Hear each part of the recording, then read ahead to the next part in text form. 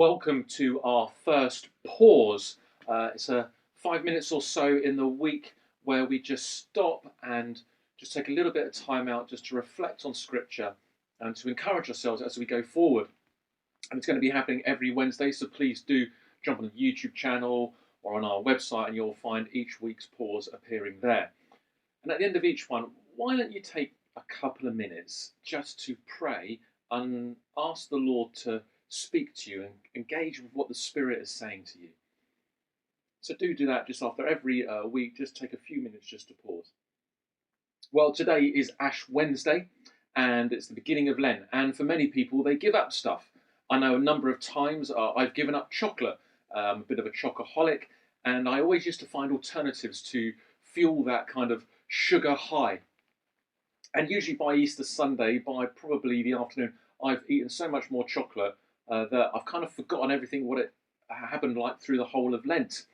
And it's a way, in effect, it feels like on Easter Sunday, I've kind of literally jumped back to Shrove Tuesday. And so today, at the beginning of Lent, I kind of want us to look at our end goal. And I hope that our end goal on Easter Sunday is to know that over this period, our hearts have been set aside in a deeper obedience to Jesus Christ. Now, there's a story in Matthew, in the beginning of Matthew, Matthew 15. And it's a story where Jesus is confronted by the Pharisees, and the Pharisees are having a go at Jesus about his disciples who aren't washing their hands and they're eating unclean food. And Jesus has some teaching points to them and for his disciples as well. And we have to remember that for the Pharisees, being clean is really important. It's part of the law that actually the way they set themselves aside in the community is by actually being seen as clean and actually being right before God. And all these laws of eating the right food and washing the hands and various other things keep them clean in the sight of God and therefore clean in the whole of the society.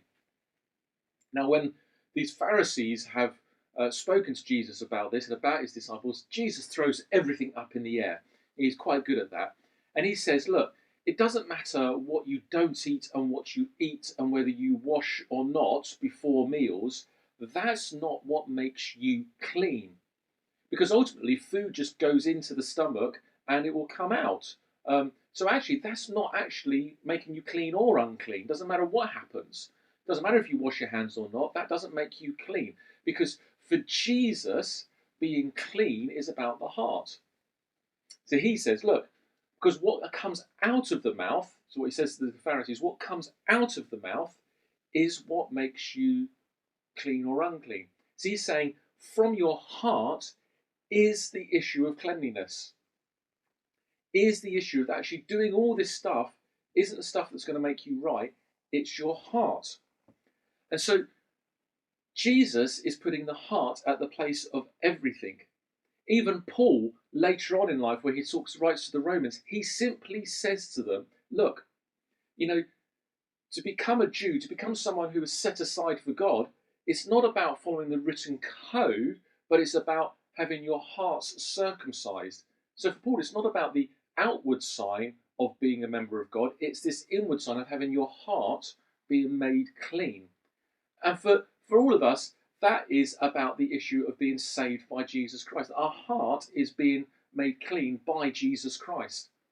That it's his work on the cross that actually has saved us, and it's his ongoing work in our lives, in our hearts, that continues to make us clean. And actually, as our hearts start to work, then actually the things that come out of our life, the things that come out of our mouth, the things we say, the things we do, actually is a sign of that cleanliness. It's that sign of being right before God, of having God continually change our lives.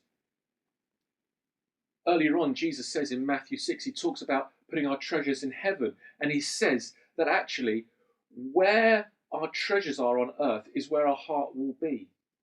And so actually, the point of Lent, the point of what we're doing in giving up stuff over Lent, is not just to have a tick box to say, this will make me clean, a bit like the Pharisees. No, it's about saying, I want to make sure my attention is not on these things of the earth, but my attention of my heart. The eyes of my heart are on Jesus.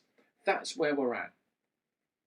So this Lent, let's try and make sure that our goal is to have a deeper obedience to Jesus Christ by making sure the eyes of our hearts aren't on things of this world, but are actually on Jesus, the one who can make us clean, the one who sets us apart in our community, and the one through whom, as our hearts are changed, our lives will be clean and reflect him to this world. So why not now take a few minutes just to pause and allow God to speak to your heart, to start to make your heart even more clean, to transform you further. Thanks for coming, and we'll see you next week.